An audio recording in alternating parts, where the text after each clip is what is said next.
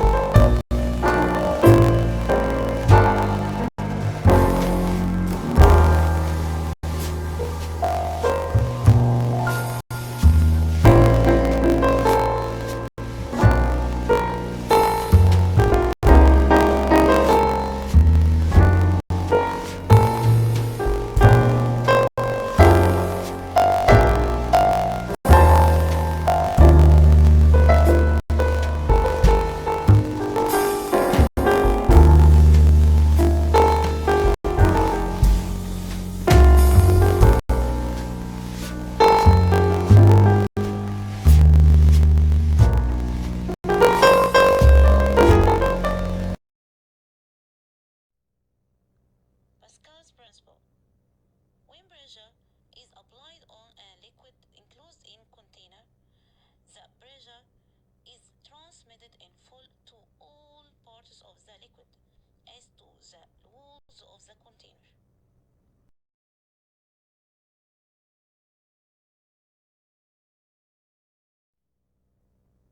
Applications of Pascal's principle: hydraulic press, hydraulic brakes, hydraulic lift, chair of the dentist. When you take your car to the mechanic, he lifts it way up high so he can get underneath it. How does he lift such a massive object like your car up high? Well, he uses a hydraulic press. And a hydraulic press works like this.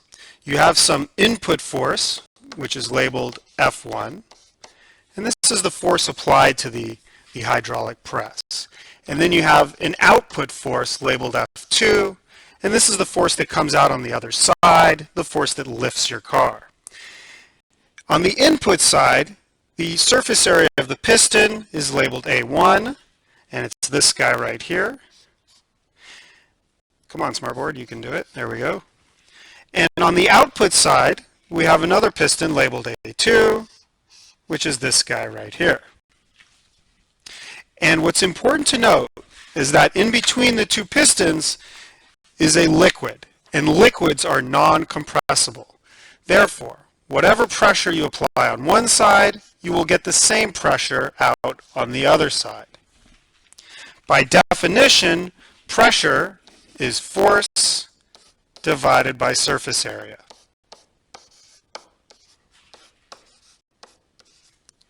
Excellent. And now if we multiply both sides by A2, we can isolate for F2 the output force. And we get that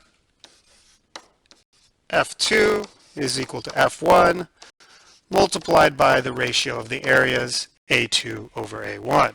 You can see in the picture that the surface area of piston 2 is larger than the input surface area of piston 1, and therefore F2, that is the output force, will be much larger than the input force. And in fact, if we look at the picture, we can say that this guy is about 5 times larger radius than this guy right here. And so we'll say that the radius of this guy is equal to 1, whereas the radius of that guy is equal to 5. And now we can compute the ratio of the areas. So A2 over A1. Well, what is the area? It's just the area of a circle. So that's pi r2 squared over pi first piston radius squared. And we see that the pi's cancel right off the bat.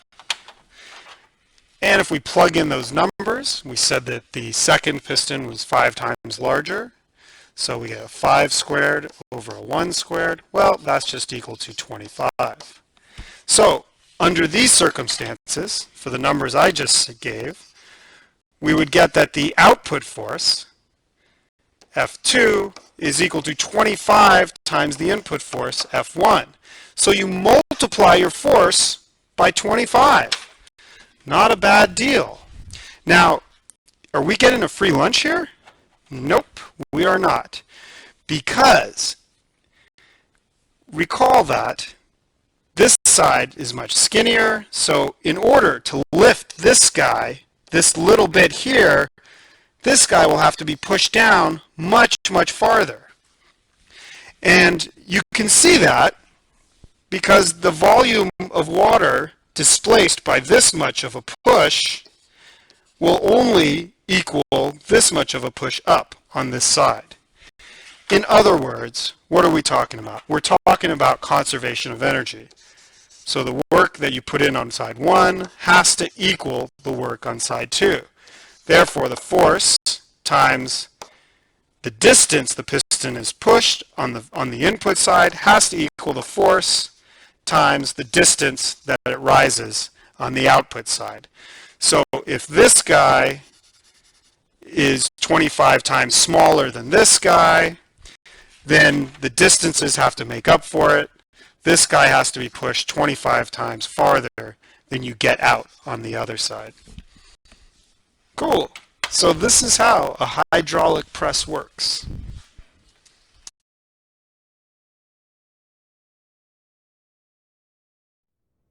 Hydraulic press. A tube with two pistons. At its ends, a small one of cross-sectional area A small and another big one of cross-sectional area A capital, where the space between them is filled with liquid, such as oil. When a small force acts on a small piston, a pressure is produced, P equal F over A. The pressure transfers completely through the liquid to the lower surface of the big piston, where a big force is produced. In this case, the pistons are in equilibrium at one horizontal level, where pressure on the small piston equal pressure on the big piston. If the small force moved the small piston a distance y1, then the big piston is affected by big force F capital that moves it a distance y2. Applying the law of conservation of energy, the work done on the small piston equal work done on the big piston.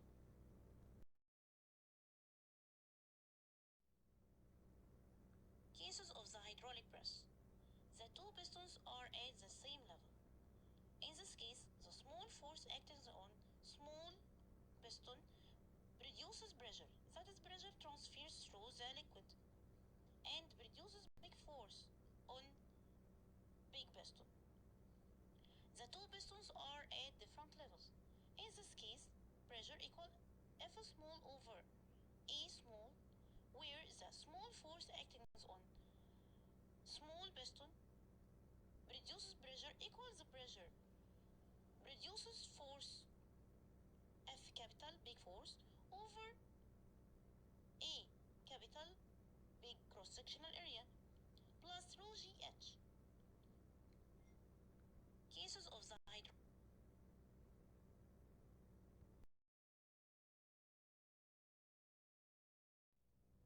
mechanical advantage of the hydraulic press, eta, where eta equal ratio between two areas, where the big area A capital for big piston over A small for small piston, and equal also the ratio between two radiuses, the ratio between two distances, and equal also the ratio between two forces.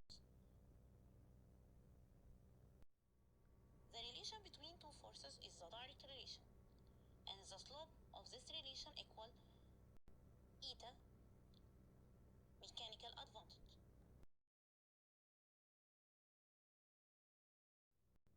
The efficiency of the hydraulic press equals the ratio between work done.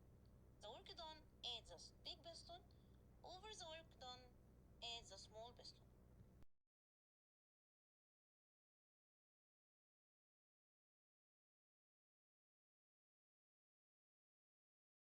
Hydraulic systems are the most common application of the Pascal's principle. The hydraulic machine works on the same principle. The hydraulic machine, or more commonly known as hydraulic press, is used to lift heavy vehicles or objects with very little force. Two containers, joined at the bottom with a pipe, are taken and filled with water, and pistons are placed at each end. Now, when a force of F1 is applied at a piston A1 of lesser surface area, this is what happens. When force F1 is applied on piston of area A1, pressure developed is given by P is equal to F1 upon A1. Now, according to the Pascal's law, this pressure is transmitted equally and undiminished throughout the fluid.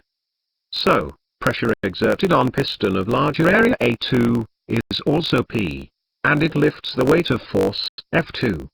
So, pressure at A2 can be given as P is equal to F2 upon A2. Now, for both the pistons, the right-hand side of the equations can be equated, and we get F1 upon A1 is equal to F2 upon A2, which gives F1 upon F2 is equal to A1 upon A2. Now, let's see how hydraulic principle is beneficial for lifting heavy objects.